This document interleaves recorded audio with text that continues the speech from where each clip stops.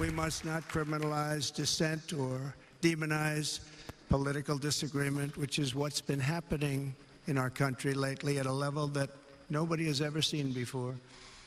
In that spirit, the Democrat Party should immediately stop weaponizing the justice system and labeling their political opponent as an enemy of democracy.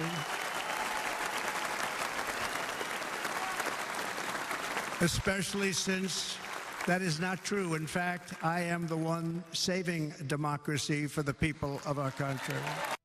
Former President Trump closing out the Republican National Convention last night with an acceptance speech that went twice as long as he originally planned. Let's bring in here a political science professor, Mark Jones, to recap all that we heard last night. Mark, good morning to you. So, your thoughts on the president's speech overall last night?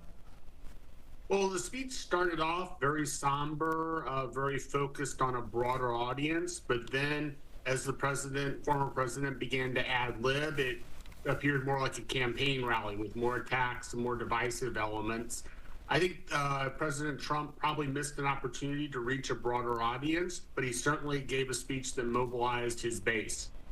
And certainly a more somber Trump than we're used to, especially starting out recounting what happened with the shooting at the rally last weekend. What were your thoughts on how he addressed that situation? Well, that was, I think, the best part of his speech. It was the most effective, and it was the most nuanced and reached a broader audience and avoided some of the sniping and ad-libbing and somewhat Hannibal Lecter-type references that sometimes get lost on people.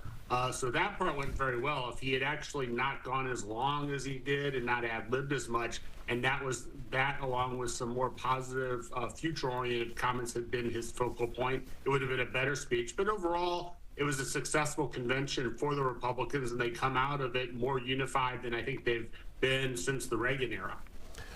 For people who may have been, just say, maybe on the fence about voting for Trump, I know part of his speech, like you said, he went off and then he was talking about the 2020 election being stolen, false claims of that.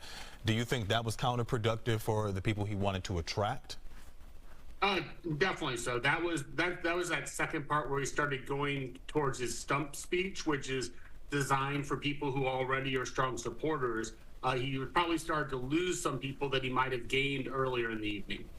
Any feelings on how this whole entire convention this week impacted or will impact the Democrats as they head into their own next week?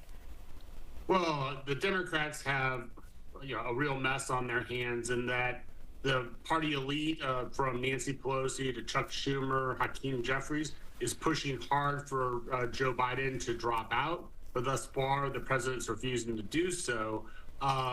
The Democratic Party is going to have a problem regardless of whether Biden remains as candidate or they have to choose another candidate, because once Biden says he's not going to be the candidate, that's really the only way that they can get rid of him at this point.